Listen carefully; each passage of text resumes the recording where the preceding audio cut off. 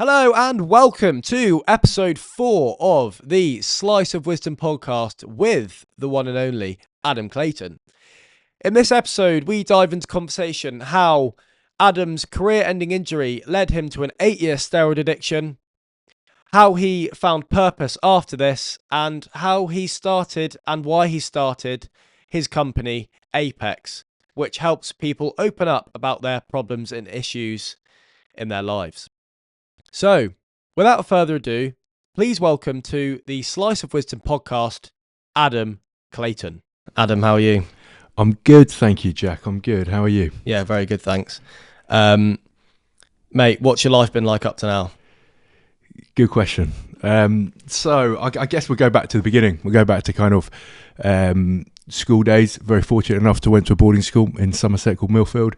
Spent some good years there. That kind of is really where I guess kind of the rugby career started, because that's where I went straight into rugby after leaving school. So many good memories there. And leaving school from 18, I signed a professional contract with Bath. So that was the start of my career. Went from Bath, 2 years there in the academy, moved down to academy contract, didn't get renewed after that. I wasn't fortunate enough to get the first team contract, so an opportunity came up at Exeter Chiefs. So I moved down to the West Country and signed a deal with Exeter Chiefs. Spent a good year at Exeter. When I turned up, I was 19, 20, I think. I weighed about 100 kilograms, and Rob Bax, the director of rugby there, he's still there now. He just said to me, "You need to lock yourself in the gym for a year and put on 15 kilograms." Cool. So it was a hell of a task. It was a good year though, because all I had to do was eat and train. So it was good. I learned a lot that year. It was kind of my first real experience in first team rugby, being in around that environment. Because at Bath, you're in the academy, you're amongst other 18, 19, 20-year-olds. You're still in that kind of bubble. But then getting thrown into Exeter Chiefs when you're training with the senior lads, the first team boys, it's a completely different experience, and you've got to grow up and you've got to man up pretty quickly. So that was good. Unfortunately, after my year at Chiefs, again, my contract wasn't going to get renewed, so I had to look elsewhere. I had an agent at the time, and he found me a contract at Birmingham and Solihull Bees, so the old Pertemps Bees. So I didn't really know too much about Birmingham, but I'm always willing to give things a crack, and so I moved from Exeter to Birmingham, which was a bit of a shock in itself. And I spent 4 years at Birmingham, which was great for me, because I was playing at a championship level. We got promoted into the championship from National 1, and then I started to really develop as a rugby player. And I had a couple of really great seasons at Birmingham. Which was kind of really then my career was starting to take off from in that championship level, and I think it was at the back end of my third season there. I had a really long season, and I would play sevens in the off season, and I flew out to Kinsale to play in a sevens tournament, and I had a few offers on the table from other championship clubs, and before I signed anything, I went to play the Kinsale sevens. And in the warm-up, the day before the tournament started, I ran onto the pitch. Body was probably pretty battered at this time, because I'd just come off the back of 3 tough seasons. And I sidestepped, and I just felt like I'd been shot by a sniper. And that was and I didn't realise it at the time. The physio said, we think it's just it's not ligaments, we just think it's cartilage damage, you'll be okay 4 to 6 weeks out. So I didn't play in a tournament over in Kinsale. I just got on the piss all weekend, which probably wasn't the best thing for me. And then I got back to England, saw the surgeon straight away, and he said, "Look, you've ruptured your cruciate ligament here, you've done your ACL, you've done your meniscus, it's going to be a full rehabilitation job." So he said 9 to 12 months, and I was out of contract at the time, so and no one was going to take me on knowing that I wasn't going to be fit for 9 to 12 months. So I had to kind of dig deep. I picked up a few other kind of little coaching roles, stayed around Birmingham in that club, got physioed, and then fortunate enough, I had a trial down at Cornish Pirates. So they offered me a trial. I think I had a few good games against them when I was at Bees, and so they threw a bit of a lifeline, to be honest, because they were taking me on knowing that I was still injured. But I snapped their arm off for that. Travelled down to Cornwall on a trial period for 4 weeks. I just said, "Look, give me a shot. I know I've got it. I know I've still got it in me." So I had that opportunity. That paid off. The trial went really well. They offered me a contract for that following season. So at that point, I thought I was kind of getting my rugby career back on track. That was going to be the start of what I thought. I was only 24 at the time, I think, so I was still young. And I thought, okay, good. Pirates is a good launching pad to then take me on to the next level. I did another 12 months in the physio room off the back of that because I kept pulling my hamstring where they took a hamstring graft from my ACL.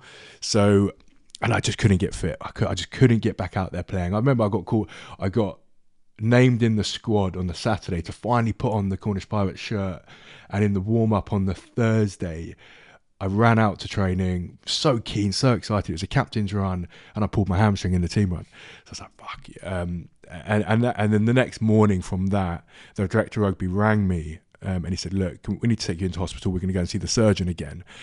You might want to bring your dad or something, or some family members. And I knew that wasn't a good sign. So I called my dad. He drove down from Exeter, drove down to Truro Hospital with me. I remember it to the day. And I just sat there with we sat there in the hospital room. The surgeon looked at me and said, look, you're never going to play rugby again. Your career is over. I burst into tears. And that was at the age of 24. My dad drove me back to the house I was living in. Well, no, drove me back to the rugby club. I had to speak to the director of rugby and the chairman. That was all then just signed off. Kind of left that it was just before Christmas. I left halfway through the season. And I remember going back to the rugby house when I was living.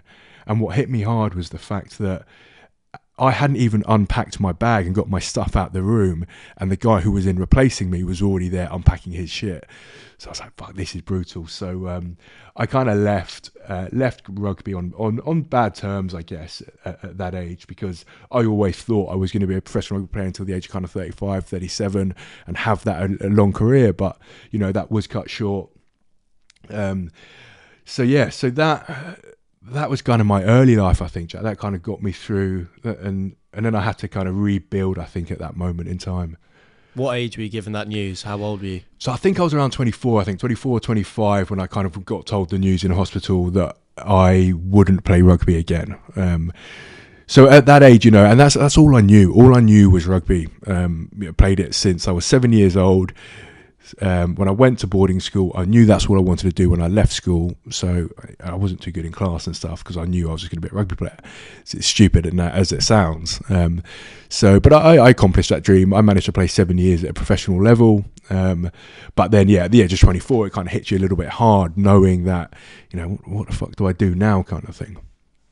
Yeah. And obviously that's hearing that worst news at that young age, thinking that you had a whole life in that profession, your whole world comes crashing down. So how did that leave you mentally? So at the time, I didn't really... Mental health, you know, I'm 37 now, so we're looking at over 10 years ago. Mental health wasn't really a thing. It wasn't, no one really spoke about it. It was very kind of... I guess you just had to build that resilience, and you kind of cracked on. And that was my mentality, I think, because I didn't really know what to do. I think I was almost in denial, and I'll be okay, I'll just find something else. And I kind of bottled it up, like a lot of guys do, bottle up our emotions. And so that's kind of how I dealt with it. I kind of just moved on fairly quickly from the back of that, but not realizing the impact it was having on me internally over those years. Because ultimately it comes down to I lost my identity. I was Adam Clayton. I was a professional rugby player, and I dined out on that every Friday night, every Saturday night, and it was good. It was a lot of fun. And then I lost that. It got taken away from me in a heartbeat. But not realizing that at the time, I kind of was looking for another identity or another status. And that then led on to taking steroids, led on to a steroid addiction. So I was then, off the back of my rugby career, I then launched a sports events business with my brother at the age of 24, 25. There's another story to go on to that. But yeah, so I then started taking steroids because I was looking for something else, and whether it was a identity thing or it was a body image thing or whatever that was, it was certainly an unhealthy addiction. So I was then on steroids for 8 years. It all came crashing down in 2019. But just going I guess going back a step from there was in 2012, when my rugby career finished. My brother and I lost a very good friend of ours, a guy called Tom Maynard. He was ex-professional cricketer. We went to school with him, played rugby with him. Dan was in the same boarding house as him. He unfortunately lost his life. He got caught up in an altercation, I think, in Wimbledon. He basically ended up on the train tracks at Wimbledon's train station. He got electrocuted in the first train in the morning, hit him basically, and he unfortunately lost his life. So on the back of that, Darren and I and a few other close friends with Tom from Millfield, we set up a scholarship fund to send people back to Millfield in the name of Tom Maynard, which is still running now. Wow. And that was to give underprivileged kids the opportunity that we had at school, who wouldn't necessarily get it. So we started raising money. We did dinners and we did other things to raise money to send these underprivileged kids on a scholarship program, to keep Tom's name alive as well. So that's how, I guess, moving around a bit here, but that's how my sports events business started with my brother. We kind of did that memorial dinner and a few other fundraising events, and then off the back of that, we fell into sports events. So that's kind of where I am now up until to that point. But I guess going back to the connecting the dots here a little bit, the rugby career finished, sports events business had started, but still there was this feeling that I was, I guess, lost in a way, lost that I didn't have that identity, I didn't have that status, that purpose, exactly that. I'm used to going out, turning up to work with 30 of my mates and going out beasting each other and having a good time and working physically hard, and that had just completely gone, and that purpose had gone, like you say. So that's when I think the steroids started, was because of that.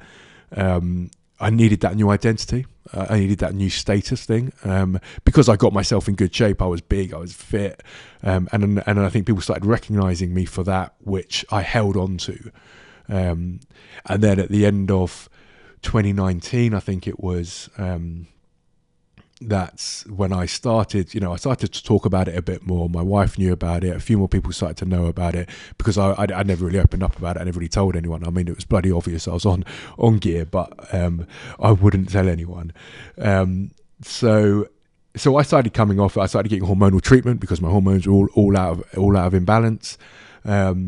This led to several kind of panic attacks. This led to a panic attack on the London Underground, where I was in a complete confusion. I didn't know where I was. I stumbled off the underground, got clipped by a van, and then I ended up in hospital, basically in an ambulance. So, and that was, I guess, that was the real start of accepting that I'm not quite right. There is something going on here, in terms of mental health and what I need to do to actually look after myself a bit better. Yeah, I think with that, you experience like two major traumas: the loss of your friend there, which then initiated this greater purpose, finding this purpose of setting up your events company, and then the providing people to go to higher education, and then also, I think with that trauma of that whole thing in the underground and getting hit by a van, it's like that slap in the face almost, that you're like, right, and if I don't change something, it's gonna get worse. So yeah, I think that trauma, you've reacted perfectly well to it, and you've taken it, because it can go one of two ways. It can either send you left of the ridge and send you completely off, or it can keep you on it and be like, right, I'm going to keep climbing. Yeah, that's exactly it. I think you're spot on there. It's you can get yourself in such a pickle, basically, and you keep digging yourself the hole. Or you can take a step back and accept where you are. And I think I managed to do that. My wife is amazing. She's a trained yoga teacher. She does a lot of psychology work, and she kind of helped to pick me back up, I guess, and put me back on the path which I'm on now, which I'm very grateful for. And I've got 3 kids now, and that that gives me so much purpose to do what I do now and everything for them, and that's really kind of understanding your why, I guess, why we do what we do. But yeah, I guess those trauma things that happened, did definitely wake me up. It was a slap in the face. I mean, going through those panic attacks, and then after that, when I come off the out of hospital in London, when I got back home to Worcester, I had a week of nightmares. And these little things, these little episodes were happening where I thought there was I remember it so vividly. I thought there was an old lady every night there was an old lady scratching at the door trying to get in. And it was playing in my mind every night, and this led to me wetting the bed, and I wasn't pissed. So so all these different kind of little things were happening to me over this period of kind of 2 to 3 weeks that I just knew wasn't right. So I started seeing a therapist just to kind of slowly rebuild, actually, and unload a lot of this, because I bottled it up since probably the rugby career ended, since 2012. Just been bottled up, started taking steroids.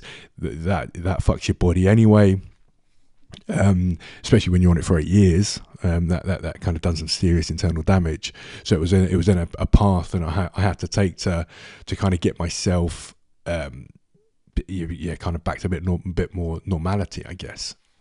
Yeah. So you mentioned that you started to open up around 2019 before the London Underground trauma. What was that part that made you open up more, or sort of prized you open? I think it was what happened on the tube. I think, I came up when I came off the back of the out of hospital. I still had my hospital gown on, and I just walked out of hospital. I took myself out of there, but because they had to cut my shirt off, because I think the doctors thought I was having a heart attack. So they had to cut my shirt I had on, and they put me in this hospital gown, and I walked out of the hospital. And I found my phone didn't have any battery, so no one could get hold of me. And I was due in a meeting that day, which I didn't make it. So my brother was concerned, my wife was concerned, some business partners were like, well, where is he? And I ended up walking into around London, and I found myself in a Quaker house. And I sat in there looking back, it's nuts, but I sat in there for 4 hours with no phone or anything, just in this circle of people all talking. And I didn't say anything. I just sat there in silence. And then eventually I kind of left there, got back on the train to Birmingham. My wife picked me up, and I stood on the platform in a hospital gown, just in a complete mess, to be honest, in tears and all sorts. And I think that was the point where I needed to change. My daughter was born then, so I had a kid. I wasn't engaged then, but we got married in 2020. So, and I think I met Laura in 2018. So, I'd recently been with her, I guess, and she kind of just said, "Look, we need to sort this out," and that's kind of guess how it started. And then I saw a therapist, and slowly over time, it becomes easier to talk about, and by sharing experiences, I was understanding that it was helping other people. It was actually a platform then where just by me sharing was helping other people share, and that was quite rewarding for me. And I guess from the back of that, I started to see purpose again. I started to see that it was helping other people. I started doing some PT work and some coaching during COVID, just online. That was then rewarding, and that kind of led me onto a path where being of service, I guess, is like, what can we do now to be of service to help other people in this mess? Because we live in such a fast digital world right now. People are struggling, and I kind of saw that at the end of 2019. Yeah, so that major trauma reset you, and it's like, right, you can either get up and go or keep going in the way you are. And that takes us nicely into the point of APEX, what you recently started with, well, quite young still. What is APEX? What does it do for people? So that everything kind of, I guess, has led on to APEX. So APEX it was an idea that my brother and I had. We wanted to give people the opportunity, a platform where they could come and take on a physical challenge, but it was all about what's your personal Everest. So APEX, the concept of APEX is you climb a mountain. We took over Hell Valley in the Lake District this year, and you climb it 9 times, and that's your equivalent of Everest. So it's a real community event. we want to understand what people's Everest is, what's their personal journey. So we had people that have lost loved ones, been through tragedy. We had someone who came to the event who lost a friend on Everest years before that. So we're seeing all these different stories with our community of kind of participants. And that's how it began. I mean, we wanted to do something different. We didn't want it to be a race. So you can come to Apex, you can take on the challenge 9 times and complete and get the height of Everest, or you can come and do it once or twice, and there's different mountains on the way, like Mount Fiji, Kilimanjaro, Snowdon. Cool. And that might be your Everest for you. You know, if you're on a massive weight loss journey and you're coming to Apex, we're not expecting you to go and climb 9 times because your fitness levels might not be there, but come and give it a go once or twice, and then next year let's bring you back and do it 3 or 4 times. And it's just slight improvements every day, really. 1% better every day is one of our values, and it's helping people. It's giving people a platform to come and be part of something, because like I touched on earlier, you know, we're in such a fast digital world. What I believe what we're lacking is human connection and human experiences. So you can come and take on Apex, come and be outside, come and be in the Lake District. It's such a beautiful destination for 48 hours where you're taking on a physical challenge. And when you come away from that, you will feel so alive. And that's for me now, I guess that's kind of my purpose. And I want to grow this into a global brand, basically. And that's the idea now, because I've seen the impact it had on our 100 participants this year, the first year we did it. We're nearly sold out for 2025 for next year, because we built a community. And I know that community word gets thrown around a little bit too much, but when you've got that, you bring in your rugby values of what's important. You'll know this from being a Royal Marine. You know, you bring in your rugby values of what all the good things from rugby out into these people from everyday lives. You know, it changes their lives, and we've had so many good testimonials and reviews off the back of it because the human experience we gave them. Yeah, as you said, it's that community aspect. You're giving them a belonging, and then that leads to a sense of purpose, which I can imagine it's a lot of people's inspiration to go to Apex. So with that, what's one of the standout stories that you kind of didn't expect to turn up at your doorstep of Apex?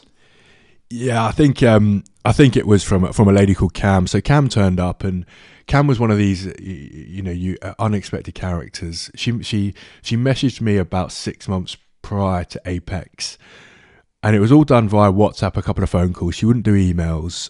And it was one of those, and she would ring me randomly on the lead up to Apex saying, you know, Adam, do I need to bring a tent? What do I need? What's going on here? And then she turned up on the day. It was amazing. And she's like, I had no idea that I have to climb this 9 times. I thought I was just coming for a hike, because I like the sound of APEX EVEREST. So anyway, she was the glue of the community. She really and she won one of our awards, actually. She won the heart of the community because she was just such an inspiring character.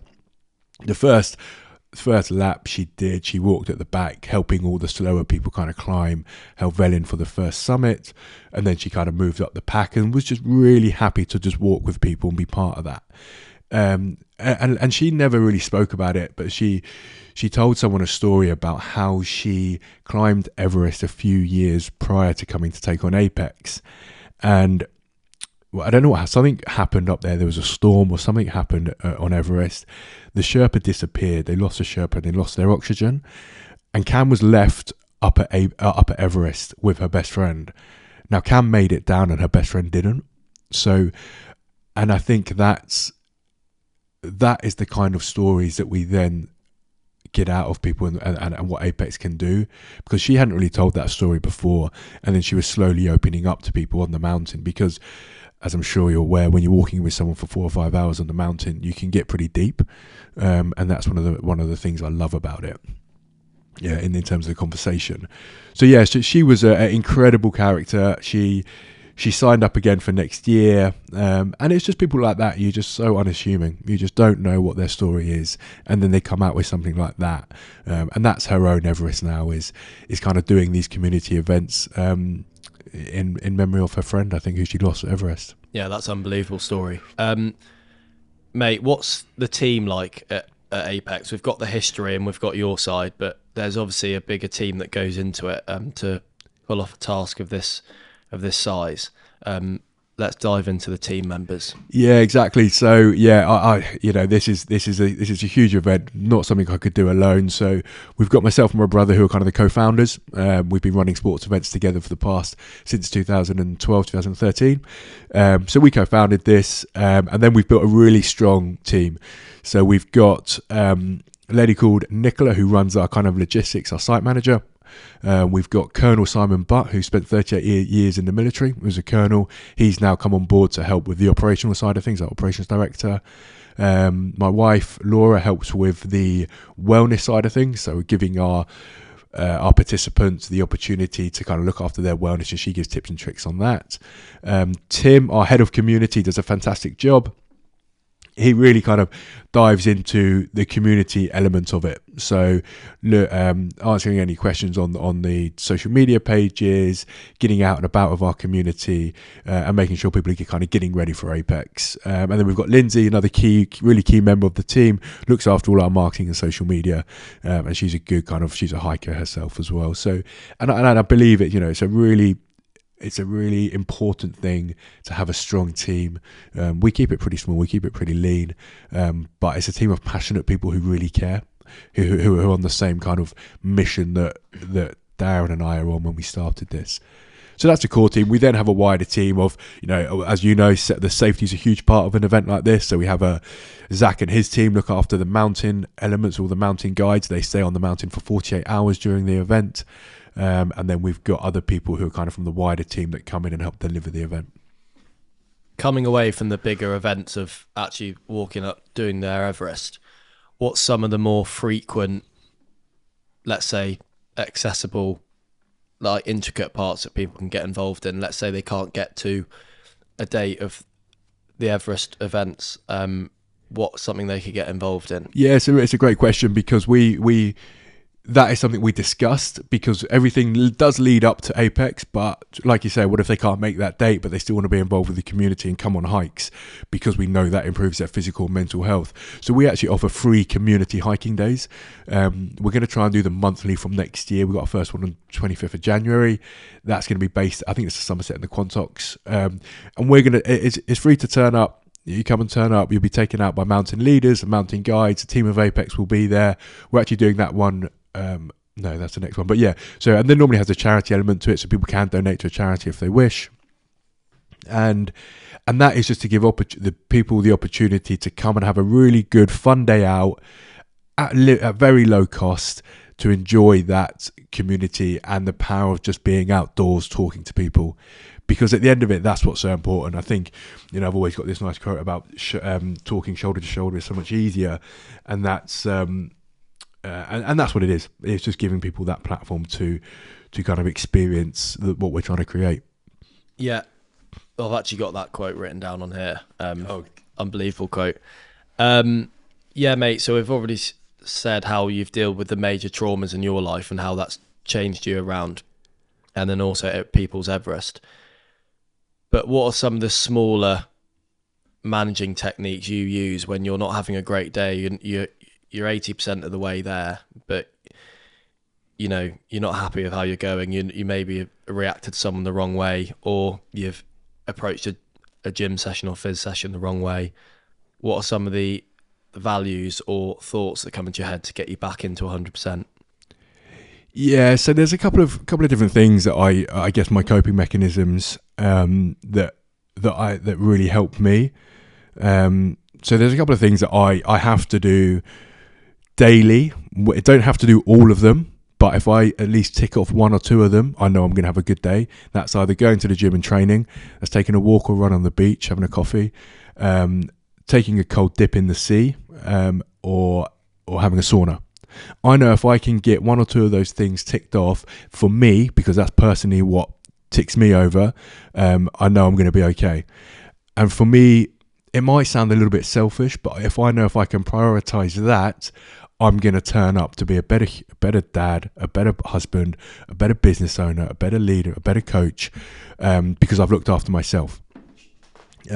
So those key elements really help. I think mentally, I think how I operate now is take action. I think inaction causes anxiety, so I'm always kind of doing things quick. I mean, one of our values at Apex is do things hard and fast. So if we've got an idea, let's act on it. Let's have a discussion, make sure it's right, but let's act on it fast. Let's not sit on that, because that's what causes anxiety, I believe.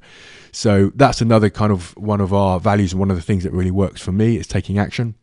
And then I think just the simple things like communication is just simple, and that's always one of the things I probably struggled with previously, is that communication side of things. But now, talking to my wife, talking to my brother, talking to my family, talking to my close friends, is just having those simple conversations, checking in with people. I'm having a shit day. Let's go for a walk, or let's go for a run, and trying to take away the old habits of maybe going for a couple of beers, because actually that doesn't help. It doesn't help everyone anyway. I know it doesn't help me. So if I'm meeting up with a mate, I would rather go for a run, or go for a walk, or do something kind of active, because I know being active then helps you mentally as well. What's your relationship with alcohol like? It's okay. I mean, I had a reputation when I was playing rugby to be pretty loose, and I think I made a conscious effort that I wanted to lose that reputation. I think it was loose cannon or grenade was my kind of nickname when I would be going on the pitch with the boys, and it got to a point where my rugby career had finished, and I was a father, and I just didn't need that anymore. I didn't need that reputation. I didn't want that. So I constantly made an effort to kind of just really limit my drinking. I've never had an issue with drinking. I've never had a bad relationship with alcohol. Even through my tough times, I never looked to alcohol. So my issue was just going out on a big bender and fucking up, basically. So I pick my battles now. I rarely drink, and now and again I occasionally have a pint of Guinness after rugby or something. But I rarely drink. If it's gonna be a big bender, I'll save it for the stag do's and the things like that, where I know I can have a bit of a blowout. Yeah. Going back quickly, what you were talking about there with how you manage your management techniques. That's going back to the quote, check in with yourself before you check in with the world. That whole thing of, if you can't be your 100%, you cannot conduct that into other people. Let's talk about some of the values in Apex, because obviously these will be instilled from the amazing team you've got, and you've mentioned a couple already. So what are some of the values that you instill into others when they come to Apex? So for us, it's I know I mentioned community. So when people turn up, they have that community feel. I think giving them an unforgettable experience is really important for us as a team of kind of people who are running Apex. Is every person who walks through that door has an unforgettable experience. One of the things that I always like to kind of try and instill into the team is that no task is impossible. So if someone wants something, let's do our best to kind of deliver that, because they've paid money to be there. They need this experience. They're looking for something deeper in life. Let's do everything we can to kind of deliver a great experience for them. And that, and I know the how that works in terms of kind of, it's a bit of marketing play as well there, because you give them that great weekend, they will then be your best marketeers, and they will go and tell their friends and refer people to come, which has worked really well. So it's that, but it's also, I think one of the things because people will turn up to this event alone. So if you sign up for an individual, you're turning up to this event alone. You won't know anyone. So one of the things I really try and do is orchestrate little activities or little kind of focus groups that when people turn up, we introduce them to people straight away, so they're not on their own. Yeah. And that kind of really makes the difference, because we want to differentiate ourselves to the normal events where you just turn up. You're given a number and that's it. You kind of, that's all you're kind of done. Whereas ours is slightly different. We give them the proper experience. Yeah, because turning up's half the battle. Because literally I started going to a run club, and I'm quite like an extroverted bloke, but when I'm stood there, just like everyone knows each other, and you're just like, looking around, waiting for someone to come speak to you. It's really hard. Mate, what are some of the small things that we've already talked about? What are your managing techniques, which kind of tie into this? But I think a lot of people at the moment, they look forward to the big events, like the weekends, going out, like the holidays, and you're almost fast forwarding to those events, and you're always looking forward to the future, not living in the now. What are some of the things that you've recently experienced? Just very small things that you're like, wow, this is a big luxury. That this is like a good day. So that's a good question. I think you're bang on with that. People need something to look forward to nowadays, because we get caught up in the everyday life. Everyone's really busy. We've all got jobs to do. We've all got bills to pay. We've all got, most of us have kids to look after, or mortgages to pay, whatever that is. Everyone has their own personal kind of busyness. So having something in the diary for you to personally look forward to, or for your family to look forward to, is really important. We recently took a trip to Turkey. We weren't going to go away, and we decided last minute that we're going to take 7 days out, turn our phones off, not take our laptops, and just have a nice family holiday, which was incredible. And it sounds bad, but I enjoyed it a lot more than I thought I was going to enjoy it, because I get real bad anxiety about not working, being away, and I really struggle with that. But this time, when we went in October, I think it was, I managed to, it took me a few days, but I managed to completely switch off and just had an amazing time with the kids and my wife. Left my phone in the room most days and just kind of had that quality time, which they loved, and you see them smile and happy and play, and then you kind of, it makes you think a lot more about, life is, sometimes these little moments are more important than the, constantly checking emails, constantly kind of doing and achieving things. So yeah, that was a nice special moment for me. Yeah, mate, I struggle with that a lot.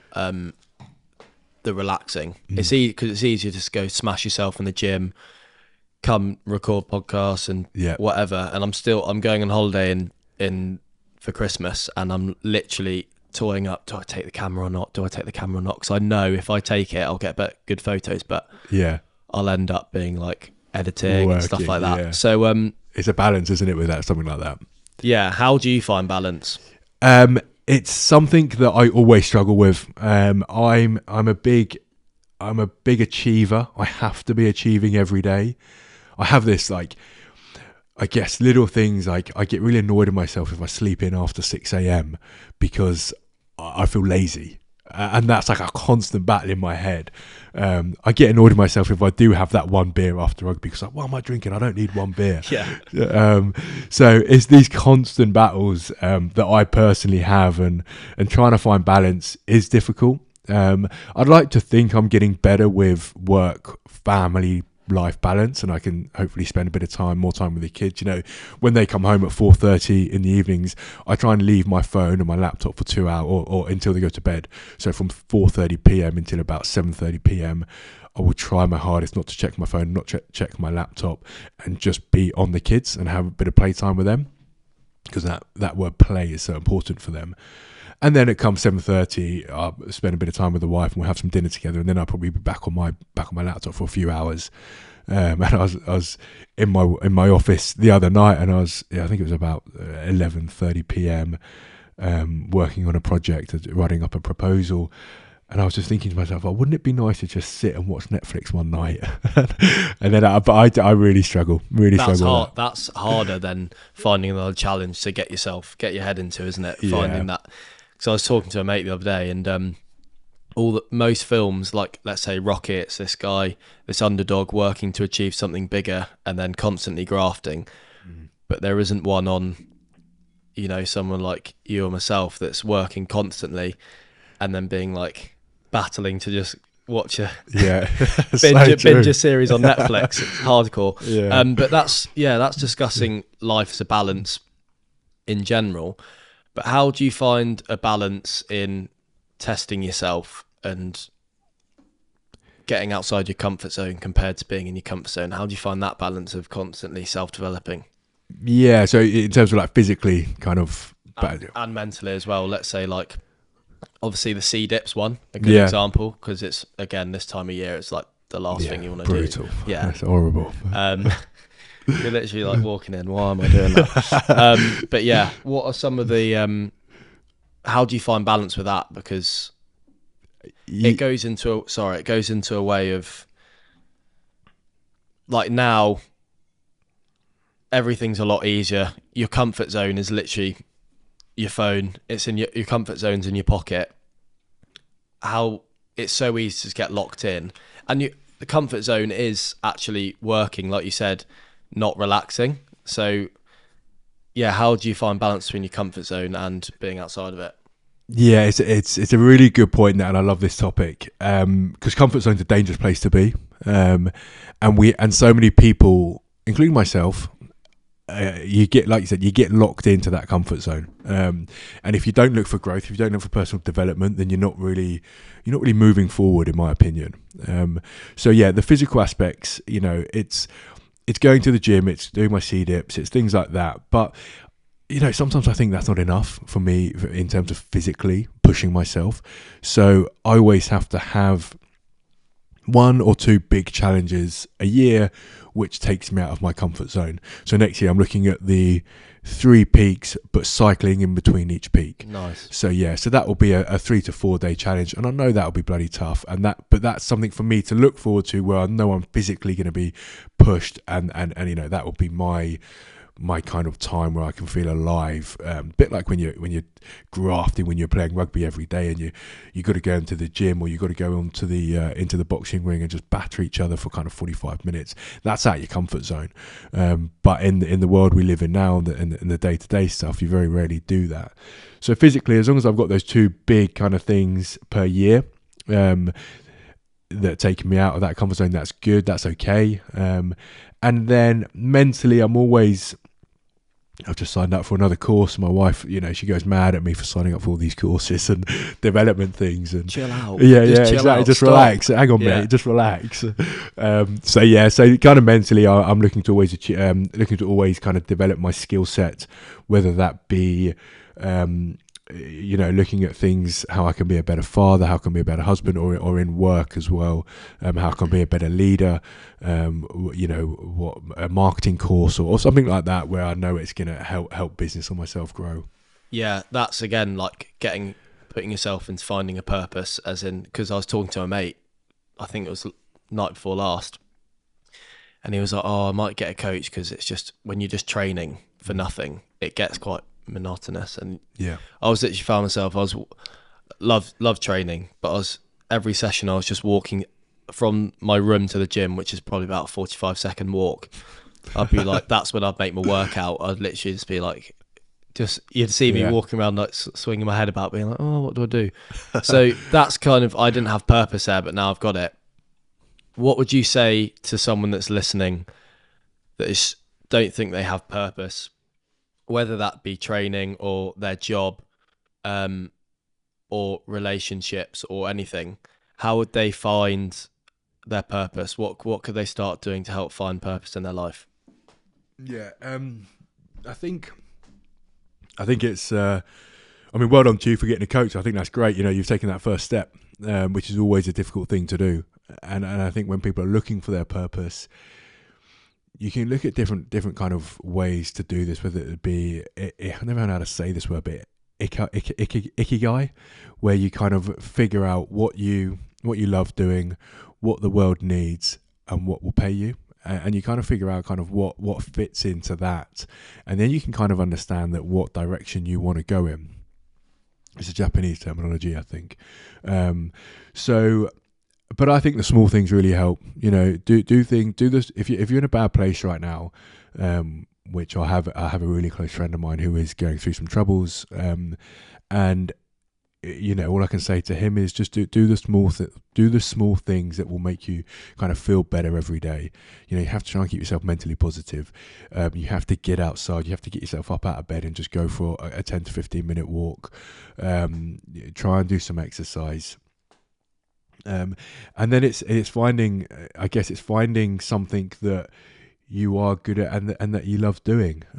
It's a really hard thing, I think, to put a finger on in terms of kind of really looking for your purpose, because we all can't just follow our passion projects because sometimes they don't make us money. So you have to really kind of understand that what you love doing, what the world needs, and what will pay you as well. Yeah, you just mentioned your friend there that has recently had a tough time, and you're helping him deal with that. That's how we actually got onto this podcast, because I saw what you post and you speaking about it as well, because having a close friend go through something like that is difficult for you as well, because it's like a problem shared as a problem halved. Obviously with Apex, with people coming in, yeah, that is going to have a slight difference to when it's one of your close friends. So how has that had an effect on you, and with it being a close friend? Yeah, so when I got told the news, I mean, last week, I think it was, I hadn't been able to get hold of him for a while. I knew something wasn't quite right, so I reached out to some people who were in his close network, family, and then I had the reply was ring me, so I knew something wasn't quite right. And I was on my way to the Lake District at the time, on the way to the Kendall Mountain Festival, and I had to pull over the car because I was just in shock. I was in tears, knowing that a best friend, really close friend for many, many years, over 20 years, had to try to take his own life 3 times. And that like you said, I think when it's someone so close to you, it impacts you and it hits you harder, because I wasn't aware of this situation. I couldn't, and I felt so helpless. And I got down to him in after within kind of 48 hours, the quickest I could get there, to try and help him kind of get better now. And fortunate and luckily for us, his attempts didn't work, so he's still with us. So we now have to see this as an opportunity where we could really help him get him back into society. And the main thing, like you said, is to find his purpose, and we have to help him try and do that and navigate that, because it is going to be tough. Yeah, again, I think he's still going through that major trauma, that in a similar way that you mentioned earlier about your trauma, and it's like that realization. Well, we said it can go one of 2 ways, but hopefully it gets to that realization point of foundations building up from there. Yeah, exactly. And I think sometimes when you go through something like that, you have to hit rock bottom. And that's where I was, and that's where he is. And then, like we touched on earlier, you go one way or the other. You keep going down, or you hit rock bottom, and then you're like, I now need to get myself out of this. And I think he's now in a place where he's understood that, and we can now start slowly building the foundations again. Yeah, and well done to you as well for messaging him and realising there's something not quite right with that, because that's half it as well, because it might not have got to that point if you didn't realise it. So yeah, I think it's like, just reach out to your friends. I think it's so important. And because I hadn't heard from him for a while, I just sent something. But just make a conscious effort to text a couple of friends every day, or every once a week or something. Just look for your phone books, find 5 friends that you probably haven't spoken to for a while, and just say, hey man, what's up, how you doing? And as simple as that sometimes can really go a long way. What are some other ways that people can realise that their friends aren't quite 100%? Because you mentioned that it was lack of contact from him.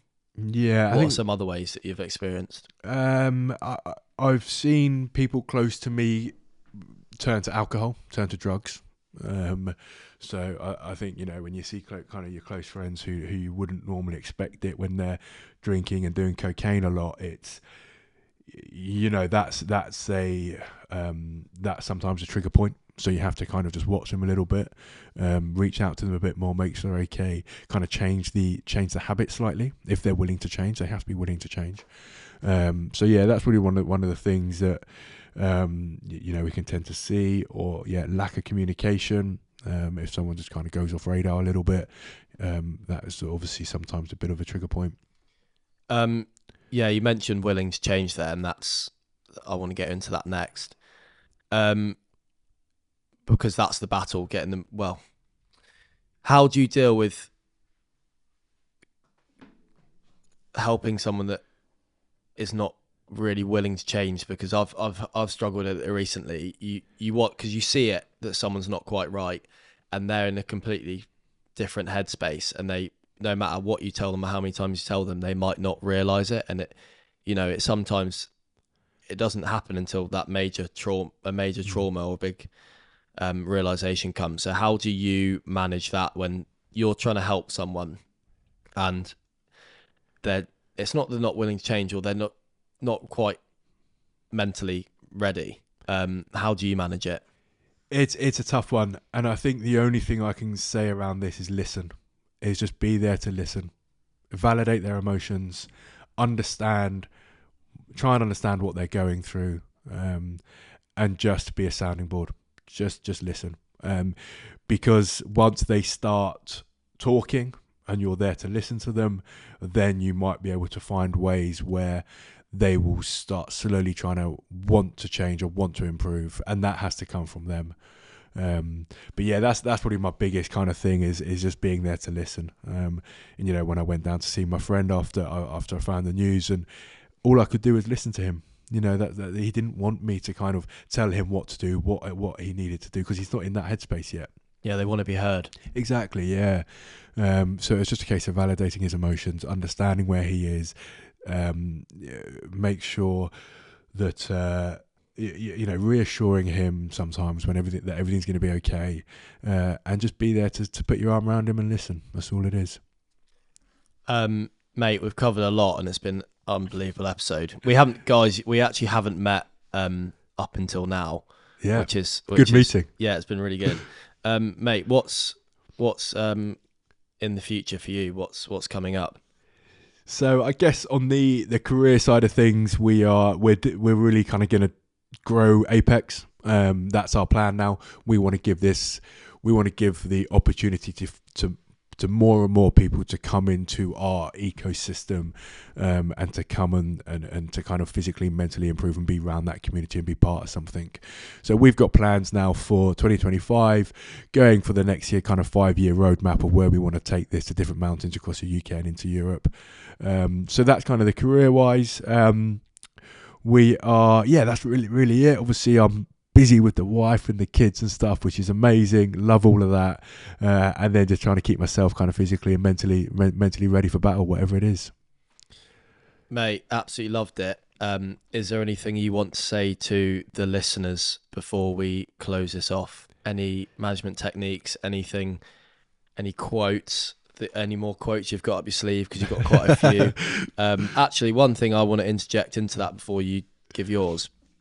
This is one of them off Adam's Instagram, that we've kind of, the main topic of this has gone into finding purpose, which is what Apex is.